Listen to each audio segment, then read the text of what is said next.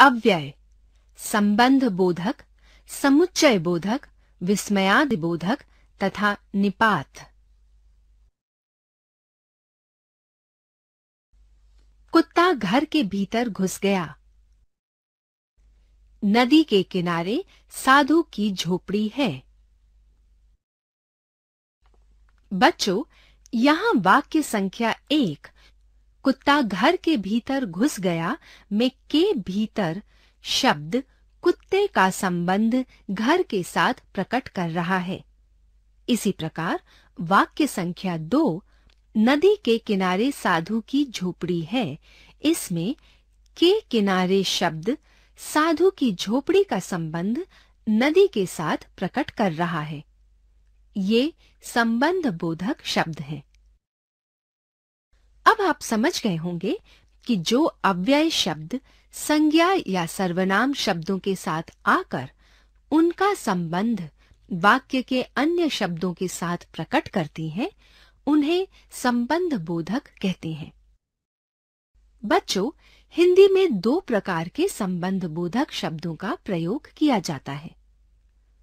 विभक्तियों के साथ संबंध बोधक, विभक्तियों के बिना संबंध बोधक। विभक्ति के साथ संबंध बोधक, जैसे वहां पेड़ के पास कौन खड़ा है। इस वाक्य में संज्ञा पेड़ के साथ विभक्ति का चिन्ह के लगा है, अतः यहां संबंध बोधक के पास का प्रयोग है। विभक्ति के बिना संबंध बोधक, जैसे मैं वहां कई महीनों तक रहा। प्रस्तुत वाक्य में किसी विभक्ति का प्रयोग नहीं हुआ है, अतः यहां कई महीनों तक अव्यय का प्रयोग विभक्ति के बिना हुआ है। बच्चों, अर्थ के आधार पर संबंध बोधक शब्द कई प्रकार के होते हैं, जैसे स्थानवाचक संबंध बोधक। जिन संबंध बोधक शब्दों से 2 संज्ञा या सर्वनाम शब्दों के स्थान या स्थिति के बारे में पता चलता है, उन्हें स्थानवाचक संबंध बोधक कहते हैं, जैसे यहाँ, वहां, के निकट, दूर, के अंदर, के बाहर आदि। उदाहरण, गांव से दूर मेरा विद्यालय है। यहाँ से दूर संबंध बोधक से विद्यालय के स्थान तथा उसकी स्थिति का पता चलता है। पता चलता है कि विद्यालय गांव से दूर है। बच्चों, स्थानवाचक संबंध बोधक पढ़ने के बाद हम कालवाचक संबंध बोधक को पढ़ते हैं। कालवाचक संबंध बोधक। बच्चों, जिस संबंध बोधक से यह पता चलता है कि एक क्रिया दूसरी क्रिया के पहले के समय में हुई या बाद के समय में हुई, उसे कालवाचक संबंध बोधक कहते हैं, जैसे के पश्चात, के उपरांत, से पहले, के बाद में आदि। उदाहरण, जून के बाद जुलाई आता है। इस वाक्य में के बाद संबंध बोधक से यह पता चलता है कि जुलाई के आने का काम जून के आने के बाद होता है, अतः यह कालवाचक संबंध बोधक है। बच्चों, हमने कालवाचक संबंध बोधक पढ़ लिया है। आइए अब साधनवाचक संबंध बोधक के बारे में पढ़ें। साधनवाचक संबंध बोधक।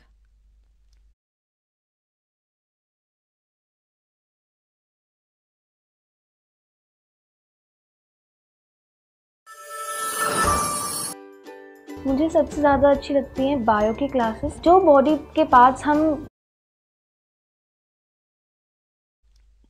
बच्चों, जिस संबंध बोधक से यह पता चले कि एक संज्ञा या सर्वनाम दूसरी संज्ञा सर्वनाम के लिए साधन का कार्य कर रहा है, उसे साधनवाचक संबंध बोधक कहते हैं, जैसे द्वारा, के मार्फत, के सहारे, के जरिए, के माध्यम से आदि। उदाहरण, बूढ़ा आदमी डंडे के सहारे चलता है।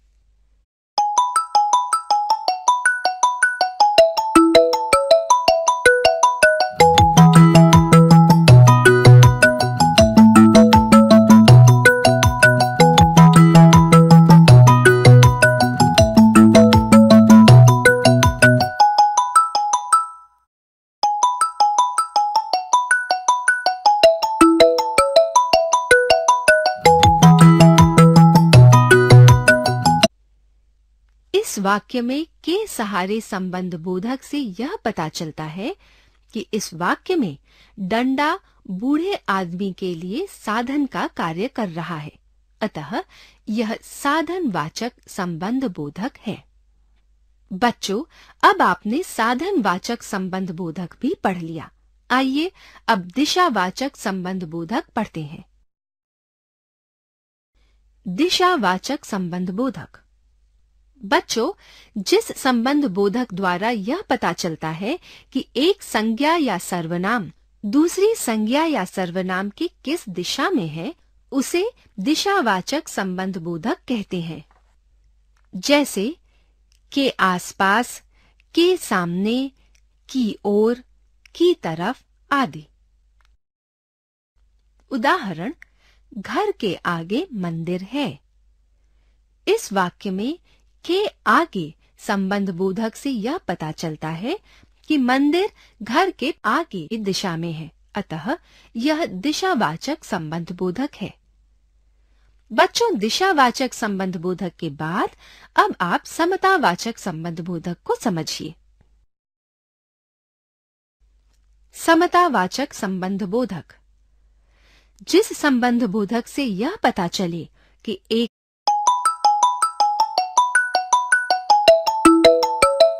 संज्ञा या सर्वनाम को दूसरे संज्ञा या सर्वनाम के समान बताया जा रहा है, उसे समतावाचक संबंध बोधक कहते हैं।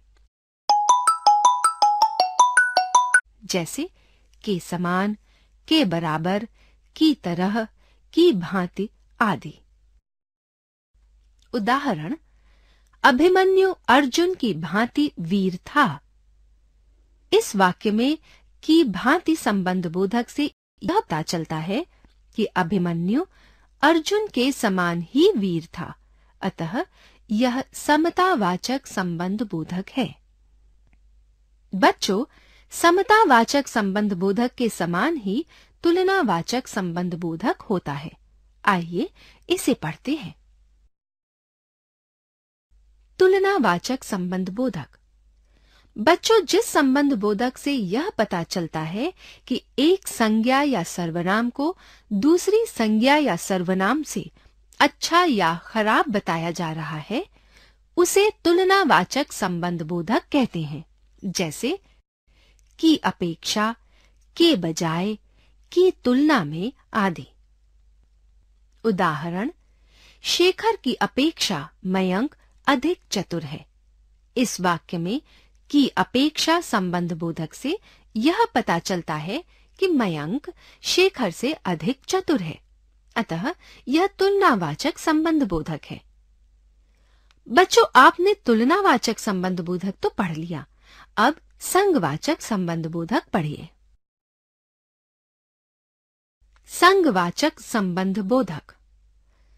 बच्चों, जिस संबंध बोधक से यह पता चले कि एक संज्ञा या सर्वनाम दूसरे संज्ञा या सर्वनाम के साथ कोई कार्य कर रहा है, उसे संगवाचक संबंध बोधक कहते हैं। जैसे के साथ, के सहित, के समेत आदि। उदाहरण, कृष्ण दाऊ के साथ खेलता है। इस वाक्य में के साथ संबंध बोधक से यह पता चलता है कि कृष्ण और दाऊ दोनों एक साथ खेलते हैं, अतः यह संगवाचक संबंध बोधक है। बच्चों, अभी आपने संगवाचक संबंध बोधक पढ़ा, अब पृथकतावाचक संबंध बोधक पढ़िए और जानिए कि पृथकतावाचक संबंध बोधक किसे कहते हैं। पृथकतावाचक संबंध बोधक। बच्चों, जिस संबंध बोधक से ये पता चले कि एक संज्ञा या सर्वनाम को दूसरी संज्ञा या सर्वनाम से दूर या अलग बताया जा रहा है, उसे पृथकतावाचक संबंध बोधक कहते हैं, जैसे से दूर, से अलग, से परे, से हटकर, से पृथक आदि। उदाहरण, बस्ती से दूर जंगल है। यहाँ से दूर संबंध बोधक से बस्ती से अलग अर्थात पृथक या दूर हटकर जंगल के होने का ज्ञान हो रहा है, अतः यह पृथकतावाचक संबंध बोधक है। बच्चों, संबंध बोधक का अगला भेद है विरोधवाचक संबंध बोधक। आइए इसे भी पढ़ते हैं। विरोधवाचक संबंध बोधक। बच्चों, जिस संबंध बोधक से एक संज्ञा या सर्वनाम द्वारा दूसरे संज्ञा या सर्वनाम का विरोध करने या स्वभाव का पता चलता है, उसे विरोधवाचक संबंध बोधक कहते हैं। जैसे आदि के विपरीत होने, के विपरीत, के प्रतिकूल, के खिलाफ आदि। उदाहरण, मोहिनीश रजनीश के विपरीत स्वभाव का छात्र है। यहाँ के विपरीत संबंध बोधक द्वारा मोहिनीश और रजनीश के स्वभाव में विरोध होने का पता चलता है, अतः यह विरोधवाचक संबंध बोधक है। बच्चों, अब अंत में हेतुवाचक संबंध बोधक पढ़ते हैं। हेतुवाचक संबंध बोधक। बच्चों, जिस संबंध बोधक से संज्ञा या सर्वनाम द्वारा किए गए कार्य के हेतु या कारण का पता चलता है, उसे हेतुवाचक संबंध बोधक कहते हैं। जैसे हेतु, के हेतु, की खातिर, के कारण आदि। उदाहरण, बच्चों के अच्छे भविष्य हेतु पिता दिन रात मेहनत करते हैं। यहाँ हेतु संबंध बोधक द्वारा पिता के दिन रात मेहनत करने का कारण अर्थात हेतु का पता चलता है। पता चलता है कि अपने बच्चों के भविष्य को अच्छा बनाने के लिए पिता दिन रात मेहनत करते हैं, अतः यह हेतुवाचक संबंध बोधक है। बच्चों, अब आपने संबंध बोधक विस्तार से पढ़ लिया है।